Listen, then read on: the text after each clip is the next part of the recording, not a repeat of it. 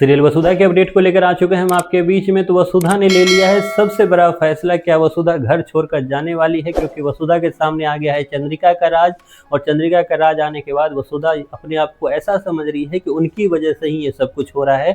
ऐसे में वसुधा ने ले लिया है फैसला। चंद्रिका के लाख मनाने पे भी वसुधा जो है मानने के लिए तैयार नहीं है। तो ऐसे में चंद्रिका आखिरकार कौन से नए हथकंडे यूज करती हुई नजर आएगी, कैसे रोकेगी वो वसुधा को? क्योंकि चंद्रिका ने बात करते करते ये बात तो बता दी कि किस तरीके से उसका वसुधा को ना अपनाना, उसके पीछे की राज क्या है। लेकिन उसके बाद वसुधा ने जो बातें बोली वो कहीं ना कहीं चंद्रिका को अंदर तक एक तरह से हिलाने का काम किया।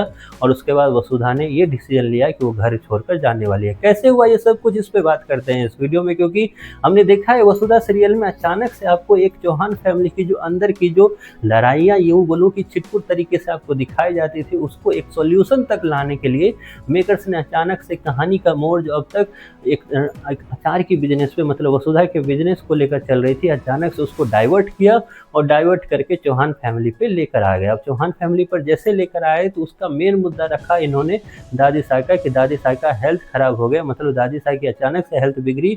जब डॉक्टर के पास ले जाया गया तो उनको बताया गया कि दादी साहब को ब्रेन ट्यूमर है। उसके बाद दादी साहब तो सब पीछे लगे हुए हैं कि आप प्लीज़ हॉस्पिटल में एडमिट हो जाओ और अपना ये ऑपरेशन करा लो। दादी साहब जो है इन मौके का फ़ायदा उठाना चाह रही है। यूँ बोलूँ कि अपनी आखिरी इच्छा जो इतने दिनों से वो अपने मन में पाल रही है, उसको वो चाह रही है कि इसी वक्त मैं पूरा कर लूँ। इसलिए एक एक करके 2 इच्छाएं जो है चंद्रिका से उसने पूरा करवा लिया है। थर्ड इच्छा आपको वो रिसेंट एपिसोड में बोलती हुई नजर आई, जहाँ पे उसने बोला कि किस तरीके से वसुधा को वो अपना ले, वसुधा को पूरे साजो सम्मान के साथ वो बहू के रूप में एक्सेप्ट कर ले। लेकिन चंद्रिका ने जैसे ये बात सुनी, चंद्रिका को काफ़ी ज़्यादा अंदर तक हिला गया ये बातें। क्योंकि चंद्रिका ये चीज़ सपने में भी नहीं सोच सकती। क्यों नहीं सोच सकती? क्योंकि चंद्रिका ऑलरेडी चौहान फैमिली के लिए सब कुछ कर रही है। चंद्रिका ऑलरेडी अपने पति के लिए सब कुछ कर रही है। तो उसका ये मानना है कि वसुधा को अगर मैं एक्सेप्ट नहीं करती तो उतना फ़र्क नहीं पड़ेगा, लेकिन वसुधा को अगर मैंने एक्सेप्ट कर लिया तो पंडित जी की वो बातें सही हो जाएगी जिसमें उसने बोला था कि जिस दिन आप वसुधा को अपना बहू मान लोगे उस दिन आपके पति प्रभात की जो है वो एक तरह से मृत्यु हो जाएगी। तो इस डर से जहाँ चंद्रिका अंदर ही अंदर हर दिन एक तरह से सोचती रहती है, या यूँ बोलूँ कि हर दिन अपने आप को गिल्ट में रखती हुई जाती है, तो फाइनली उस गिल्ट को भी दूर करने का एक तरह से दादी साहब ने कोशिश की। दादी साहब की इस कोशिश से जहाँ चंद्रिका काफ़ी ज़्यादा नाराज़, काफ़ी ज़्यादा गुस्सा दिखेगी, तो वहीं पर वसुधा जो है उसको समझ नहीं आएगा कि आखिरकार इसके पीछे वजह क्या है। वजह के लिए जहाँ वो दादी साहब की बातें सुनकर चंद्रिका को जो अब तक वो देवी हुक्म बोला किया करती थी, अब वो चंद्रिका को मासा बोलना स्टार्ट कर देगी, जो कहीं ना कहीं चंद्रिका को और ज़्यादा गुस्सा दिलाने का काम करेगा। क्योंकि उसे ऐसा लगेगा कि कुछ भी ऐसा हम दोनों के बीच मतलब चंद्रिका और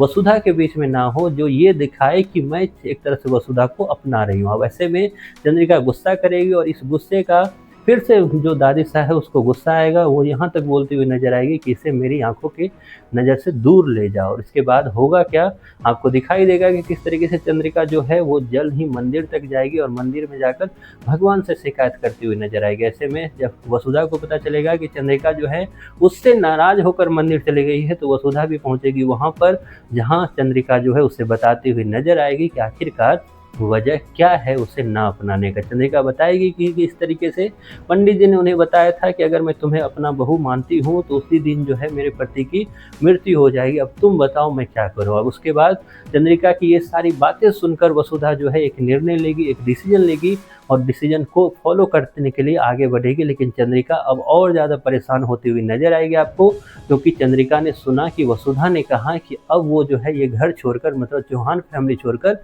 चली जाएगी। क्योंकि वसुधा को ऐसा लगता है कि अगर मैं रहूँ ही ना चौहान फैमिली में तो ना दादी साहब को ज़्यादा दुख पहुंचेगा, ना ही चंद्रिका को इस एक तरह से मान को बढ़ाकर आगे चलना पड़ेगा, मतलब पंडित जी की बातों को मानना पड़ेगा। ऐसे में मेरा इस घर से निकल जाना ही काफ़ी है। और चंद्रिका ने जैसे ही ये बात सुना उसने काफ़ी कोशिश की वसुधा को रोकने की, लेकिन वसुधा क्योंकि नहीं रुकी तो चंद्रिका ने खुद को ही पनिश करना स्टार्ट कर दिया। चंद्रिका खुद ही मंदिर में पड़े हुए वो कोड़े लेकर अपने आप को एक तरह से मारना स्टार्ट कर देगी। लास्ट में ये चीज़ वसुधा को नहीं देखा जाएगा, वसुधा चंद्रिका को गले लगाते हुए दिखेगी। तो इतनी इंटरेस्टिंग स्टोरी आपका वेट कर रही है, जल्द ही आपको ये सब को दिखाया जाएगा। आप कितने एक्साइटेड हो, क्या लगता है आपको चौहान फैमिली में पंडित जी की बातें जो है और वो दोबारा फिर से एक तरह से इफेक्ट हो पाएगा उसका, या फिर पंडित जी खुद ही बोलेंगे कि अब जो है ग्रह गोचर जो है सही हो चुका है, अब आप अपनी वसुधा को अपनी बहू मान सकते हो। आप कितने एक्साइटेड हो ये सब को देखने के लिए? इसके बारे में आपकी जो भी राय है